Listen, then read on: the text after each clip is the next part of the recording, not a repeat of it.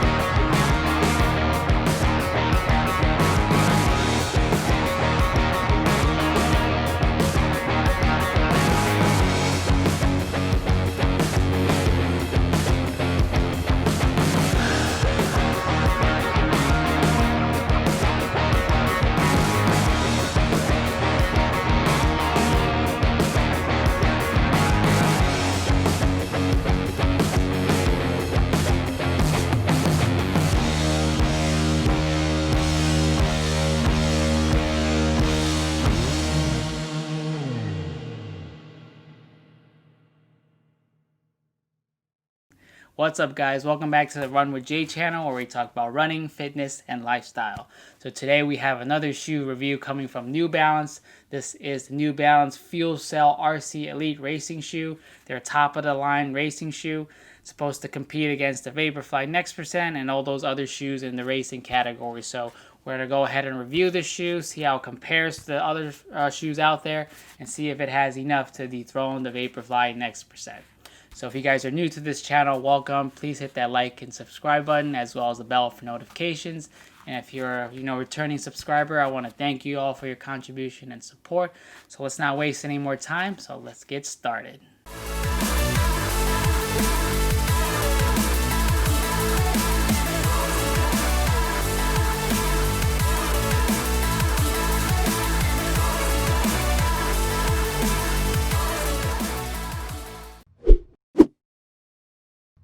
So we'll start out with the specs of this shoe. So this shoe came out on September 15th of 2020.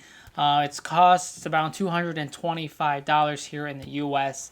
This shoe has about a 10 millimeter offset with a 32 millimeter drop in the heel and 22 millimeter in the forefoot. And this shoe also weighs at about 6.9 ounces. For a size 9, which is very light compared to other racing shoes out there. It's almost about a half an ounce heavier than the Vaporfly Next%, which is very impressive.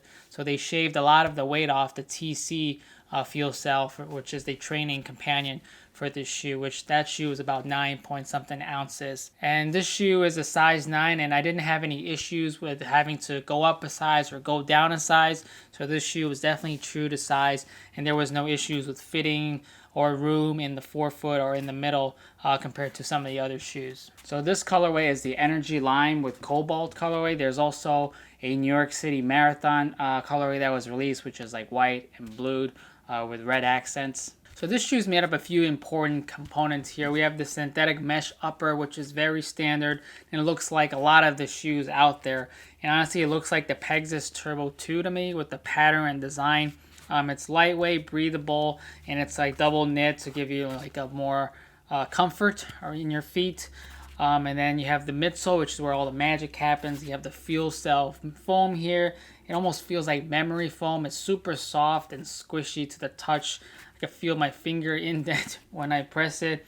It's almost like a rubber-like feeling as well, so it's very interesting. But definitely you get a nice responsiveness from this foam, and you get that bounce that a lot of the runners are looking for in a racing shoe. So it's also very comfortable.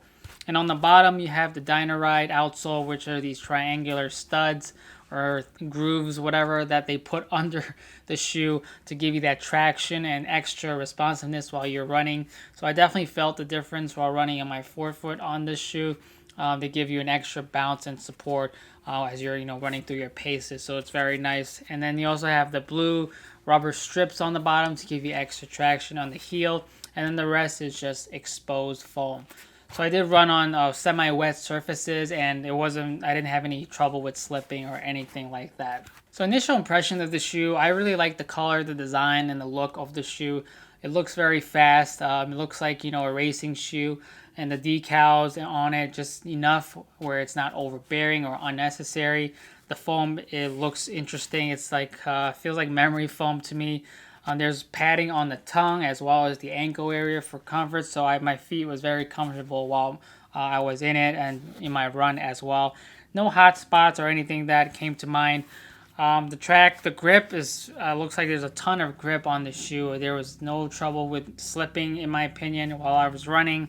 And this foam is super lightweight, and it just feels very bouncy, like I'm almost like on a trampoline or something while running in this shoe. So it's probably the softest and squishiest foam I've tried on in any shoe. So it's definitely a unique feeling. But other than that, New Balance, I think they've done a great job with creating the shoe. It looks fast. It looks elite. It looks like you can compete with all of the other racing shoes out there. So let's compare this shoe to the other shoes out in the market that's supposed to compete with this.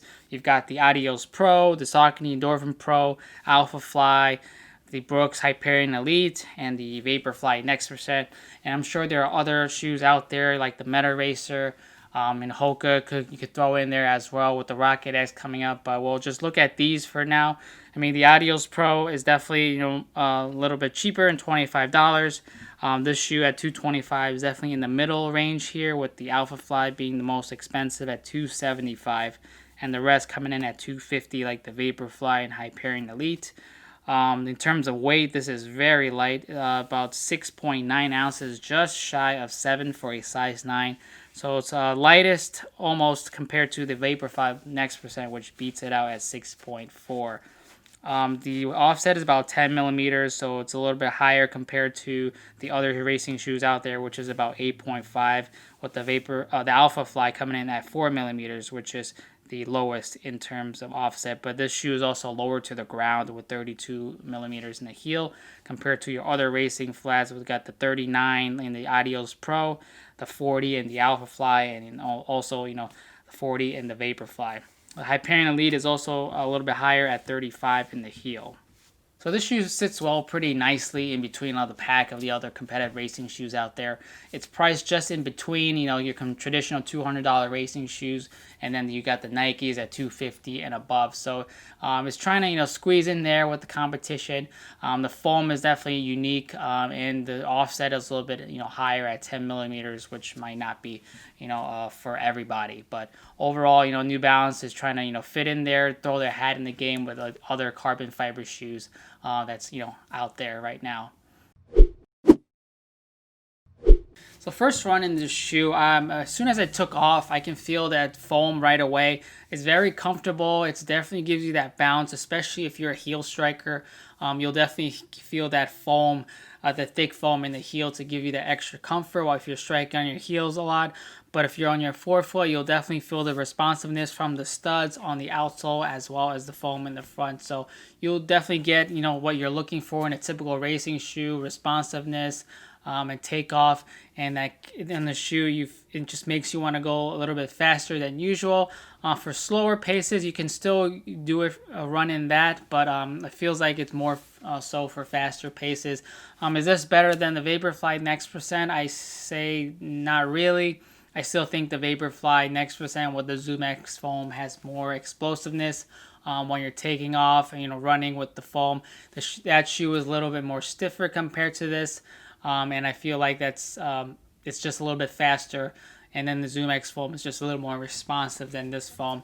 I feel like this shoe is mostly like a cruiser shoe where you can just dial in the paces and just go for long distance, like a marathon without worrying much. It'll be comfortable throughout the whole run for you, like if you're doing a long run.